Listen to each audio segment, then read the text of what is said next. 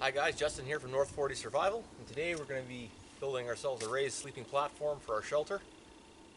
So first of all, why build one of these instead of just throwing your sleeping bag on the ground?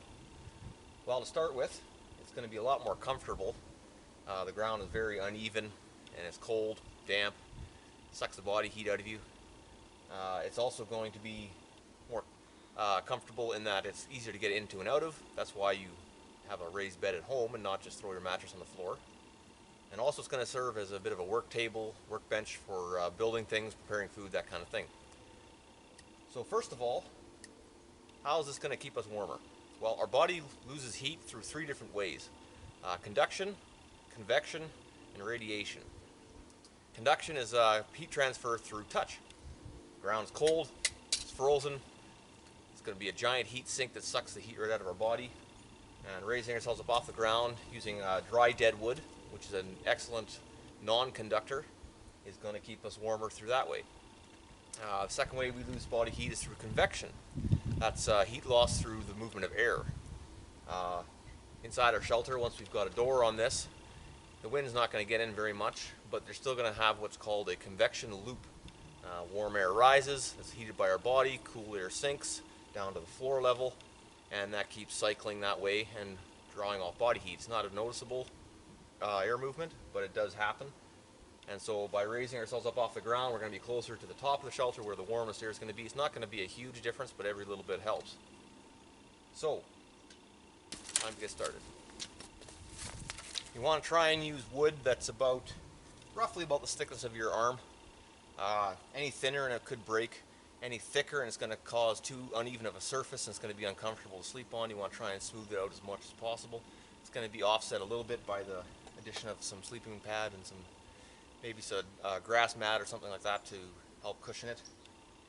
But this is going to provide the most comfortable level sleeping surface.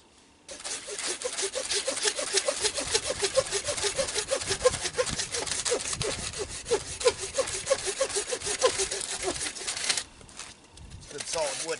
I'm wishing I hadn't forgot my buck saw at home.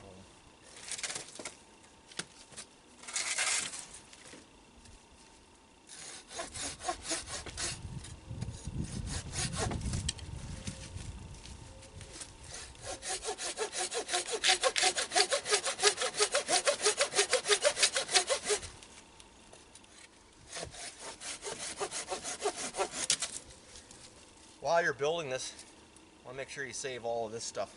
This makes excellent fire starting tinder.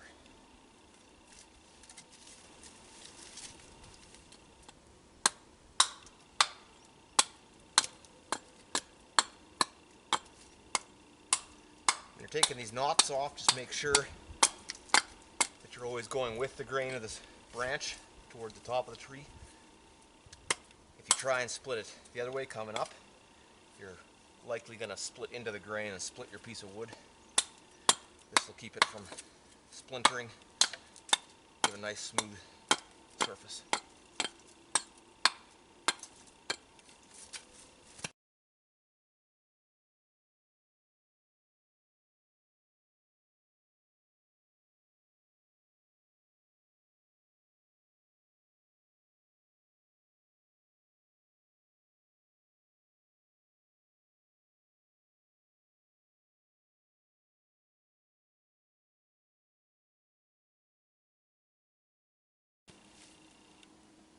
At the start of the video, I also mentioned the third way our body loses heat is through radiation. That's basically just the heat that our body gives off, the way the sun warms the earth, the way a fire warms you.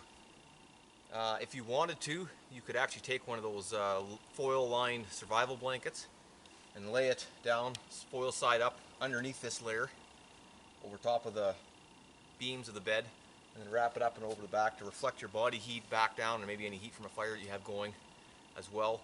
The important thing to remember about a radiant barrier or radiant insulation is that it requires an air gap between the heat source, which in this case is you, and the reflector in order to work properly. If you're touching that reflector, you're just going to conduct your heat through it, because most radiant barriers are unfortunately also excellent conductors of heat.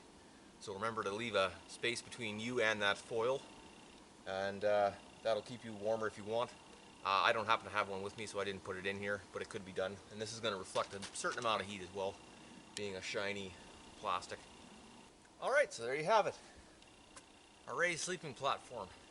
I did end up using some green and semi-green wood instead of dead dry wood, just because it was available and for expediency. There was some wind-felled stuff from the last storm that came through.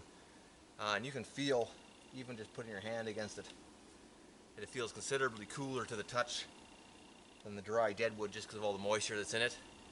But it should dry out fairly nicely here, protected in the sun. And also the layers of wood that are separated from the ground are still dry and dead, so that we're not conducting any body heat down through those. And it's actually not too bad. It's actually quite comfortable, even without a mat or a sleeping bag on it. Once we have those on it, it'll actually be quite a bit nicer. But it's actually fairly comfortable even as is, would do in a pinch. You could also tie down pieces of wood to our frame if you really wanted to, but that takes a lot of cordage and a lot of time, and you don't really need it. It's not going to go anywhere. And plus, an emergency, if you have to now, you can just pull a couple logs out and burn them for heat. So that's it for today. If you like what you see, remember to like, comment, and subscribe on the video. And I'm going to link the first part of the series, the shelter, in the comments, so you can check that out as well. And yeah, see you guys next time.